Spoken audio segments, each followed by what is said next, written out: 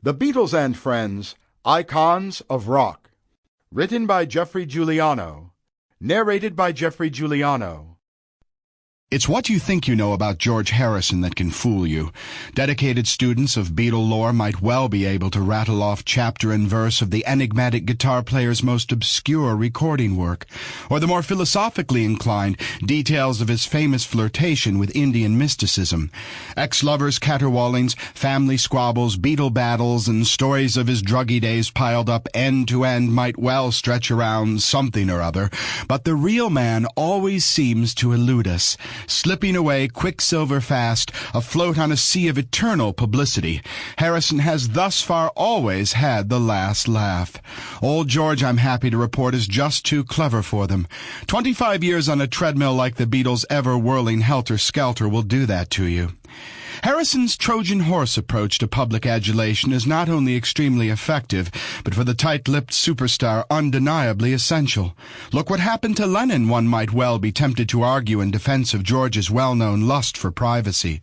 John was all over the streets of Manhattan almost daily for years, an easy target for the Beatle-obsessed.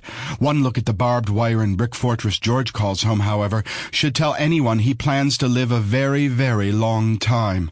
A wilting Prince Prospero on the run from Poe's ever-advancing Red Death. Harrison, particularly through his rather astounding body of work, has contributed a great deal of insight into the amazing journey that is life. It is wrong, however, to think of George as any sort of leader. Rather, he is more a fellow traveler.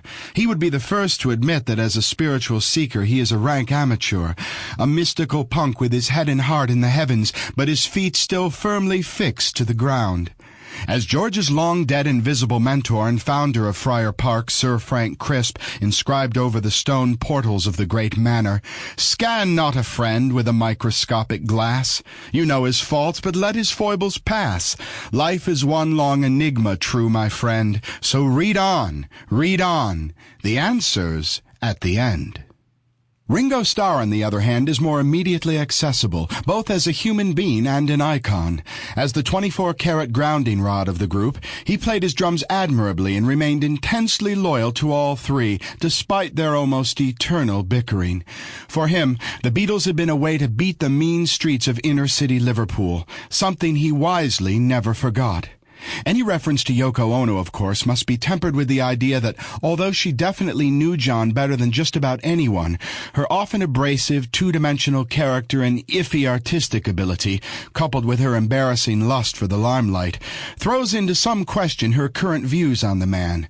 That in the beginning John loved her intently cannot be questioned. Perhaps he loved her too much, thereby surrendering his discrimination to her inscrutable, intellectually engaging presence. In the end, of course, things turned out very badly for John, as we know. Yoko, conversely, did just fine, spinning both John's and the Beatles' legacy into a hefty cash cow which includes a carefully calculated recycling of Lennon's doodles, his writing, and now even his demos at the hands of his old nemesis, Paul. A prospect that certainly would have just about killed John had he not already been dead. All of which brings us to Pete Best, the Beatles' forlorn former drummer. While ostensibly being ejected from the group as a second-class musician, he was actually an immense asset by virtue of his rugged good looks and, yes, more than competent drumming. Over the past few years, Best has come out of the closet, appearing sporadically at Beatles conventions on both sides of the Atlantic, but he has never really spoken openly until now.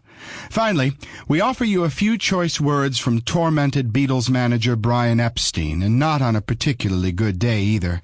All things considered, quite a tasty mix for one tiny, shiny piece of silvery plastic. On August 1st, 1971, George Harrison and a superstar contingent of close friends including Bob Dylan, Ringo Starr, Eric Clapton, Ravi Shankar, and others performed two riveting, unforgettable shows at New York's Madison Square Gardens. Dubbed the Concert for Bangladesh, it was Harrison's way of helping out his old mate Shankar by raising money to aid the victims of the ongoing India-Pakistani conflict. As successful as the concerts were, the deluxe box set soundtrack, film documentary, and later home video all brought in big bucks for the more than worthy cause.